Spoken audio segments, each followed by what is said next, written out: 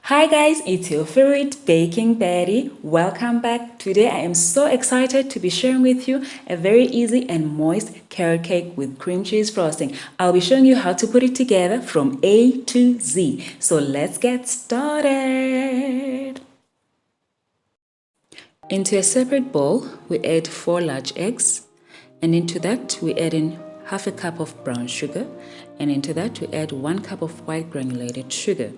And then I like to give this a very good whisk until they are foamy and creamy. Now as you mix, you'll start seeing some bubbles, and that's a very good sign that it has reached the desired texture.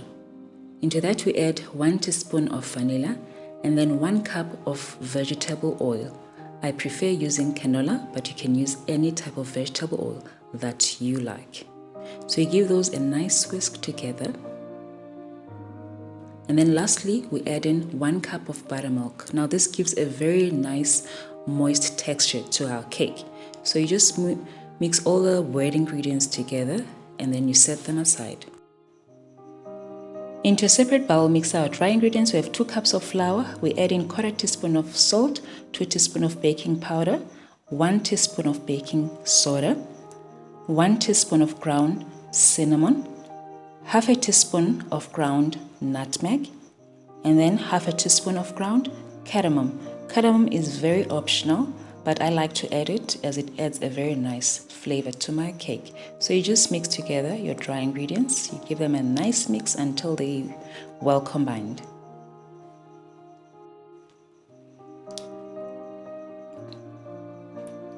Next up, we combine our dry and wet ingredients, and then we use a whisk to combine them together, to mix them together. Now be very gentle and careful when mixing the dry ingredients, as you do not want them to spill all over. So we are just whisking these together so that they are just combined and well blended. Remember, we do not want to overmix our batter. So the minute they are combined together, we stop mixing.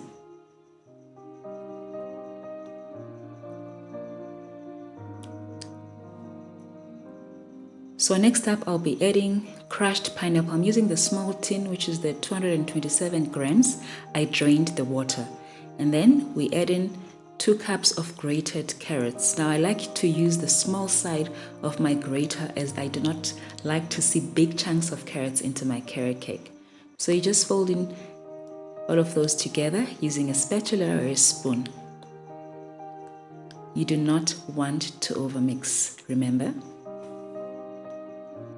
This batter makes 3 layers of 7 inches or 17 centimeters. So what I've done is I've prepared my pans by smearing them with butter and cutting out circles of the baking paper and placing them at the bottom and sprinkling with flour on the sides of the pan. So what I'm doing is now I'm dividing the butter equally across the pans. I'm using a cup to do that. So I'm putting 1 cup each pan and then starting all over again until the butter is finished. That's how I make sure I get equal layers of my cake. When we finish filling our pans with the butter, we bake our cakes at a preheated oven at 180 degrees Celsius for 35 minutes to 40 minutes depending on the type of oven you're using, or until when inserting a toothpick at the center of the cake it comes out clean. Now that's a very good indication that your cake is well baked. While our cake is baking, let's make the cream cheese. Into a cold bowl, we add in a 1/4 cup of medium fat cream cheese. The cream cheese, it's at room temperature. So it's medium fat cream cheese, not full fat or low fat. It can be any brand, but as long as it's medium fat, it's good to go. So I'm using an electrical hand mixer to make it smooth.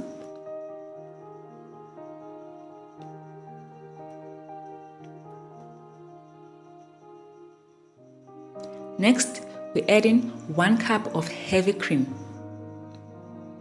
It's 1 cup of heavy cream, and then we add in 1/3 cup or 80 ml of icing sugar. And lastly, 1 teaspoon of lemon juice. So we continue using our electrical mixer to mix everything together, starting on low speed and increasing the speed gradually to avoid the powdered sugar spilling all over.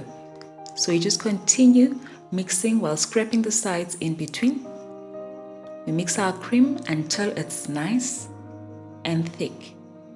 And then we'll cover it with a cling wrap and put it in the fridge until it's ready to use. So after my cakes finished baking, I allowed them to chill and then covered them with a cling wrap and put them in the fridge until they were nice and chilled. So it's actually best to allow your cakes to chill overnight so that they are firm and easy to work with. So what I'm doing now, I'm using a bread knife or serrated knife to remove the top part. This is called cake leveling. So we're leveling our layers so that it's easier to stack them. We are now ready to stack our cakes. So what I went and did off camera was to prepare another fresh cream without cream cheese. I needed cream that's stiff so that I'm able to pipe the edges of our cake to protect the cream cheese from dripping on the sides of the cake. So it's done exactly the same way as we did the cream cheese filling, but the only difference is that we only mixed 2 ingredients this time around. So it was 1 cup of heavy cream and a 1/4 cup, instead of a 1/3 cup of icing sugar, I used this time a 1/4 cup of icing sugar. And then I mixed them on high speed with an electrical hand mixer until it formed peaks. So as you can see that I piped my edges with the firm cream, and then on the inside, on the filling of my cake, like I fill my cake with the cream cheese, the one which is runnier, and the one on the outside will be protecting it, the one inside, from it dripping.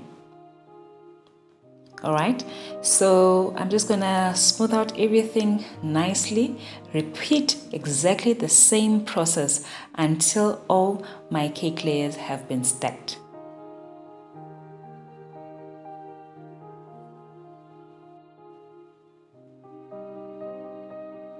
So we're placing our second layer and we'll be filling it exactly the same way we did with the first layer. And if you notice, the second layer is facing upwards because we're still going to fill it with some cream.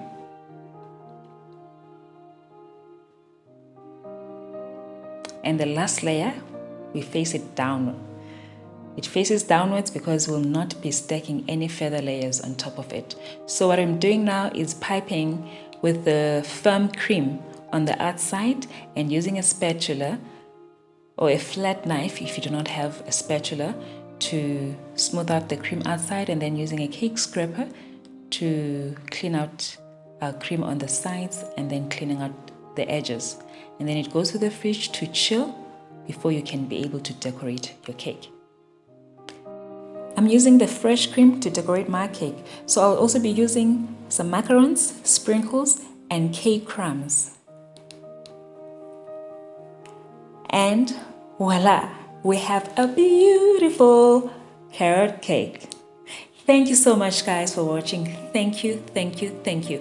Now, if you like this video, please comment and share. And please don't forget to subscribe for more recipes if you haven't. Pop in and say hi also on Facebook and Instagram. The links will be on the section below. Stay sweet and bye for now.